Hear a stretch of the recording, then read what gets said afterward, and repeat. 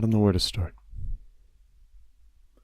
I know where I want to go, but not how to get there. How do you introduce something like this? How do you set it up? How do you get from point A to point B when point B is bigger than anything, than everything? I just want to talk about what happened that day on the subway because it's all I think about anymore. I'm stranded in time on this one moment, and there's no past, there's no future, there's nothing anymore. It's just the 2 minutes on the subway with that man.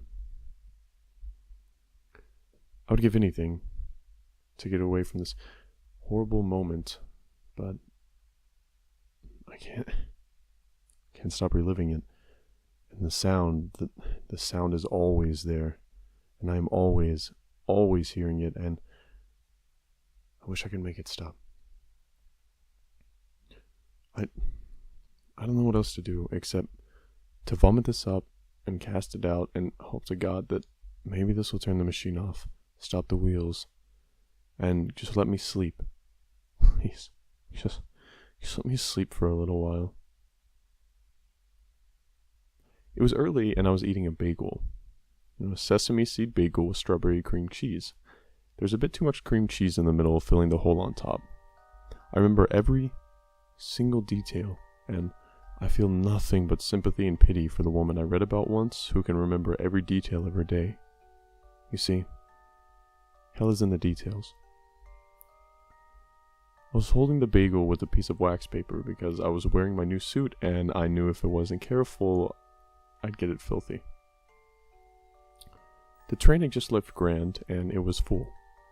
I wasn't paying attention to anyone else because my bagel was the most important thing to me right then. Isn't that ridiculous? Nothing else in the moment. Not the person across from me, or the baby crying 3 rows down, or the man jiggling his foot, was more important to me at that moment than that bagel. I took a bite, and I was wiping my face when something about the way the person behind me whispered made my ears prick up a little. Maybe it was the fact that he said it quietly on a crowded train, on which, you can't even hear yourself think, let alone anyone talk. Or it could have been that he said it in my ear, although I don't think he meant to, but either way, I turned my head back to the right and I felt my stubble scrape along my collar. "What?" I asked, swallowing. He was a young black man and he was grinning. He looked from the woman sitting next to him and he raised his eyebrows at me. "That guy looks like he's about to flip out." He hooked his thumb back and I leaned to look down the aisle. It was a man, just another man in a suit like me and like half the train, but his foot was jiggling up and down, up and down, up and down, and his arms were crossed. Which I actually remembered reading somewhere is a sign of hostility. Well, he was glowering at the person across from him, and that's when I actually heard the baby crying. Isn't that amazing? That I'd completely tuned it out until that exact moment, but once I heard it, I couldn't ignore it. A young Hispanic woman was cradling a baby, probably no more than 3 weeks old, and it was squalling. Babies that little kind of sound like kittens, don't they? Like very angry kittens. She was wearing a loose brown coat, and the baby was swaddled in a pink blanket with rabbits on it, and she was touching it and saying something, cooing at it, and no one else paid her any attention except that man. He couldn't stop looking at them. We should have known then. We should have all have known that something was so very wrong. That no one looks at anyone like that with anything but terrible intentions. But we didn't do anything. We just sat there and waited to see what he would do. In all of us, there's that little black thing. And you know what I'm talking about. It's that little black thing that thrives on seeing people do terrible things. That black thing just eats it up. Just loves knowing that the person is going to suffer for what they've done. Stupidity is a drug that we put right in our veins, and it goes right into the heart of that little black thing. And it loves us for it. His foot went up and down, and up and down, and up and down. And he said something underneath his breath, and there was sweat rolling down his face. The baby let out a loud screech, and a few people turned to look, but this man... He shoved his fingers in his ears and bent his head down and planted his feet on the floor. His whole body now was moving with the tapping of his legs, and I frowned. I was still holding my bagel, but I'd forgotten about it because I was actually thinking about what a display this man was putting on. It'd only be a matter of minutes, I thought, before he started ranting on about how babies shouldn't be allowed in public. No doubt he had places to be. He was such a very important person with a very important business to attend to, and he had no time for little babies that were tired or scared or hungry or whatever it was that was upsetting the little creature in the pink blanket. Mom slung baby over her shoulder and patted its back. But baby just kept squalling in big hiccups, and now more people were starting to watch this man, who still had his fingers stuffed in his ears and was singing to himself. I heard a snatch of the lyrics, and the song played in my head. Take me out tonight, where there's music and there's people, who are young and alive, driving in your car. I never, never want to go home, because I haven't got no one anymore.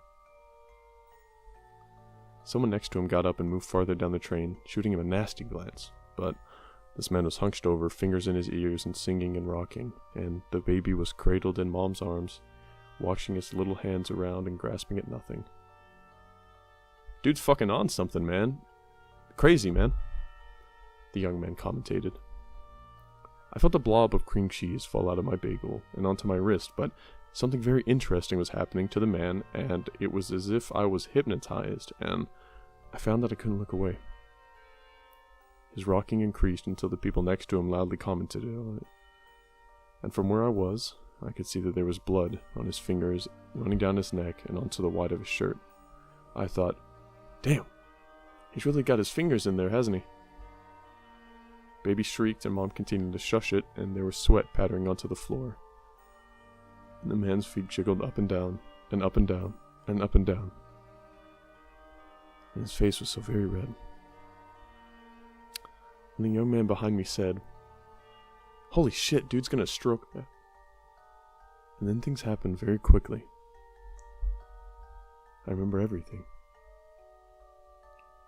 Baby let out a final, ear-splitting screech. Mom shushed it, and the man leaped out of his seat. He was so fast, and none of us had any time to react. We just watched, spellbound, as they ripped the child in the blanket with the rabbits on it, and held it to his face. He screamed at it, and the child screamed back. And in a fluid motion, he raised the child in one hand. You know, for a moment, it was actually beautiful. The blanket fell away, and the child, which he held by the chest, was lit from behind by the light of the ceiling runners. The man's suit jacket flared open around his chest, extending behind him like some strange wings, and he craned his head to look up at it. And for that moment, there was grace and stillness, and we watched him, the whole train, mesmerized at the strange beauty of the scene that we could not possibly comprehend. And then the moment ended, and with all the strength that this man had, every ounce in his body, he threw the baby to the ground, and with one shiny black wingtip, he stepped on its head and crushed it. There's a splatter of very pale red, and a sound like the cracking of an eggshell. The train was very still. It was quiet. The only sound was the wheels against the metal of the rails below us. The train swayed. Mom's arms were outstretched slightly, the hands cupped. Her eyes were downcast, and an image of the Blessed Virgin could not have matched the reverence in which her fingers curled against the empty air. The man, his shoe still upon what remained of that child, breathed heavily, blood running out of the ear that I could see. We were all very still. And then the mother began to scream. An explosion of movement around the man, like the flurry of birds taking flight, startled him and caused him to blink rapidly. His face lost color and sagged, and his eyes went wide with shock. He lifted the shoe, which was still caked in tissue and blood and hair, and a piece of skin was stuck to the bottom. It lifted the tiny body up slightly. He reeled back and his legs struck the bench behind him, which he fell upon with all his weight. Chaos. Absolute chaos. The mother fell to her knees and cradled the broken body. She screamed and screamed and screamed, and there was more pain, more suffering in those screams than anyone could possibly ever know. The young man behind me shouted something, got to his feet and ran over, while his female companion collapsed in a dead faint into the aisle. Several people grabbed this man, who was clutching his chest. His eyes rolled and his face hung off of his skull as he was saying something, saying it over and over. I was not aware of moving closer, but I must have, because I realized I could smell the acrid stink of him, and I could hear what he was saying.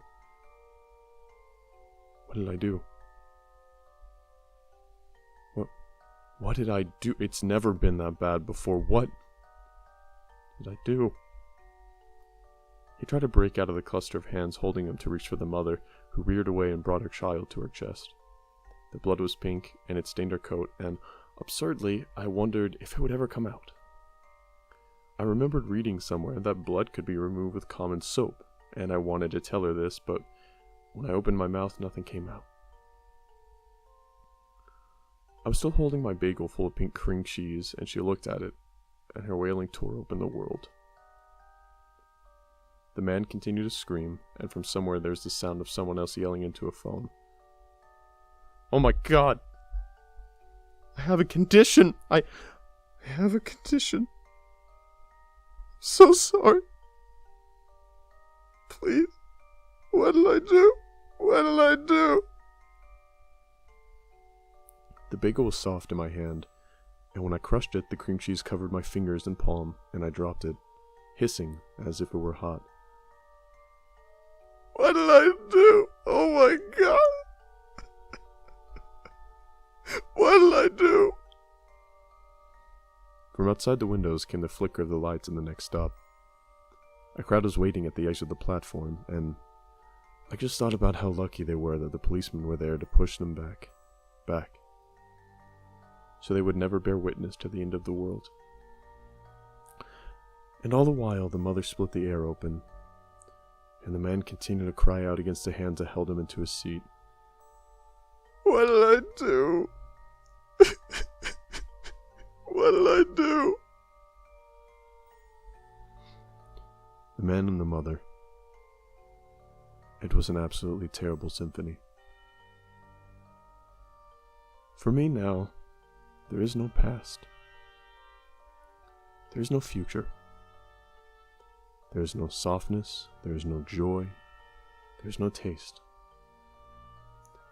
I am stranded at the end of the world where there is nothing, where there can never be anything. In my dreams,